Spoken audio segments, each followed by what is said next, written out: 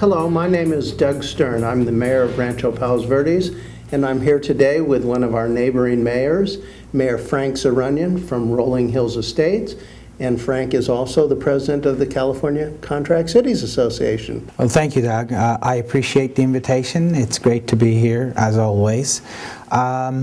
The state budget, as you know, it's as a stalemate right now. And frankly, we as local governments, California Contract Cities Association, as well as the League of Cities, Independent Cities, all are extremely concerned that we are going to be losing some of our local funds. To explain just a little bit what that means in terms of your city, my city, as you know, we are funded by property taxes as well as state sales taxes. But this particular time, the voters in the state of California passed Proposition 1A, if you recall, a couple of years ago with an overwhelming margin of about 84% of the vote. That, unfortunately, allows a little loophole that we tried to close later on, but it didn't work with this legislature.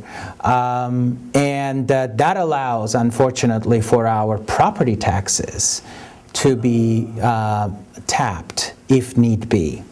And the state has a right to tap up to 8% of our property taxes. Your city, my city, obviously we're high property taxes, and that is substantial income for our cities. And they have a right to tap up to 8% of it, but it's a loan to the state the way the proposition is drafted. And the state has to pay it back in 3 years with interest. I see. Of course, what we're saying to the state officials, don't touch our money. Not only does it take away from our local services, you and I know that the state may be working up in Sacramento, but you and I work here to make sure that the streets are taken care of, to make sure that the people go home safe, to make sure that the fires are put out.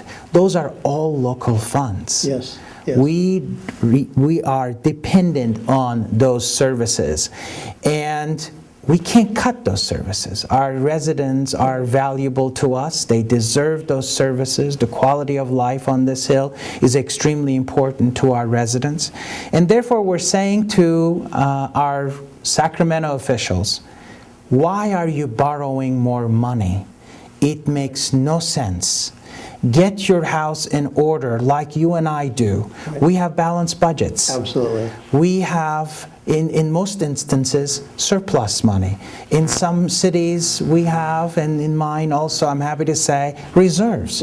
We do that by being bipartisan, not taking positions on various things, and we do it for the benefit of the people who are our constituents.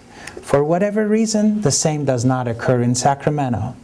And then, of course, there's also in the transportation realm, Proposition 42 was passed by the voters with an overwhelming margin, again, of 77%. Yeah. And they can borrow from those funds as well. And, of course, that'll hurt us in that those funds we rely so that we make sure that our roads are taken care of, the potholes are fixed, and people can ride on our roads. So we're hopeful that they will get the message and that they will not touch these monies.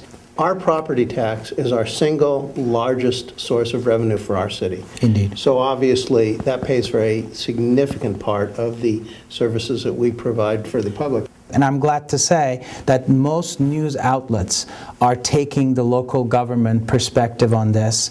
And to the extent that people wish to call our representatives, they could do so, and making sure that these funds remain local. And for more information, feel free to contact our website, www.contractcities.org, or your local representative. We've placed the representatives' names on the City of Rancho Palos Verdes website. So you can go directly to www.palosverdes.com/RPV, and you'll find a list of all of your legislators. Thank you.